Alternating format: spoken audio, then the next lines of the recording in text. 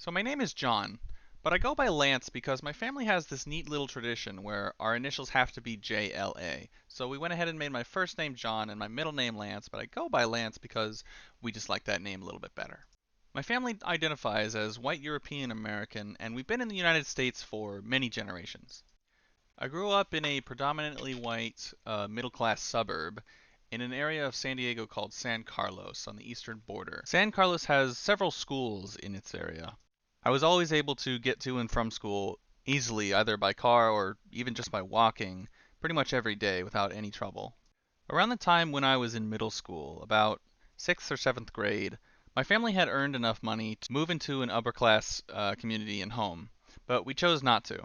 But needless to say, our financial situation was always very stable. I graduated from San Diego State University in 2018 with a bachelor's degree in mathematics. From asking myself some general questions to assess my surface and shallow culture, I found that I tend to value respect towards those who should receive it. Growing up, I was always taught to respect family members and elders, including teachers. Hardworking and organized people were valued, while talking back to your elders was extremely frowned upon. I was also rarely given praise as a child, so I find myself having trouble giving out praise sincerely. Using the mindful reflection protocol, I reflected back on a time when a student interrupted me by saying "Joe Mama" in the middle of me giving out instructions to the class. This made me feel disrespected and led me to worry that other students would also feel that it was okay to interrupt me during my instructional time.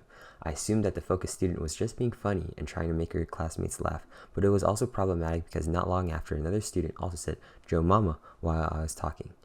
I considered her IEP and what it said in there to get a better sense of where she was coming from. I also found what triggered me is when it takes a long time for me to get everyone's attention, when I see others having it better than me, when people are not being mindful of others, and when people humble brag. The student I chose to focus on's name is Hayden.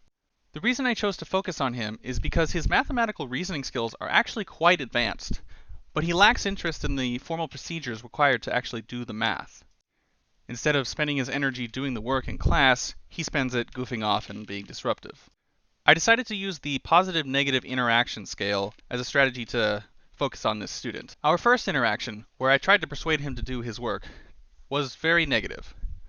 But later on, I decided to speak to him on his level, and we started having positive interactions with the emphasis that the choice to do his work was his and his alone, and if he so chose to do his work, I would have his back. I chose the focus student who had interrupted me by saying "Joe Mama." To analyze my interactions with her, I used the rapport interaction tally tracker to note positive and negative interactions. I had some positive and negative interactions with her, while some that I wasn't really sure what to make of it. In one instance, she was like, "Mr. Wong, I don't want to do this assignment," as she put her head on the table. And I asked her, "But why though?" And she responded with, "I just can't. I'm empty." I was like, "Wait, what?" I can't do the work. I'm empty inside. And during this time, her table partners were giggling, and I was like, "Oh, yeah." And then I walked away as she chuckled along with her table.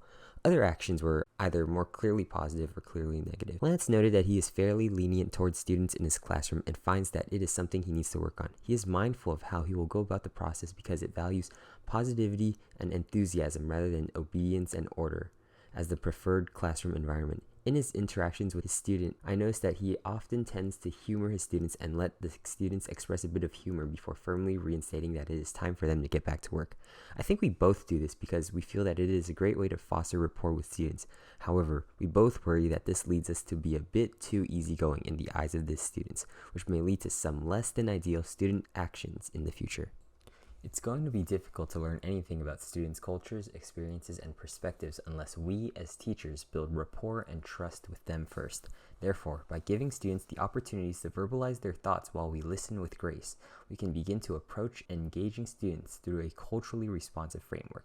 When listening, teachers must give students undivided attention, understand the emotions behind what is being said, hold off on predispositions, and honor the cultural way in which the students speak. I like how Lance stated that he likes to see life and enthusiasm more than obedience and order when he talks about his leniency towards students.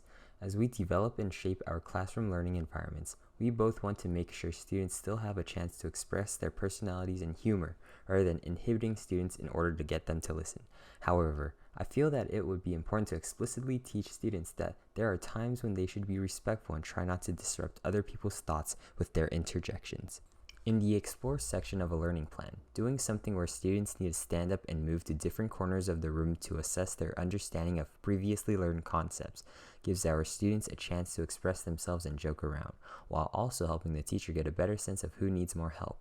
Our students seem to enjoy making their classmates laugh, so this gives them a chance to release their wiggles after having had to sit and listen to the teacher talk for a while. Different cultures have different approaches to discourse and speech. So in order to address that, we thought it was really important to state things in casual discourse first, and then restate them in formal discourse, and then check for understanding. For more specific targeted students, we want to understand the student's preference for seriousness in interaction, what tone, whether to be serious or humorous, vocabulary they prefer to use, things that resonate with them. They are just niños trying to release their wiggles.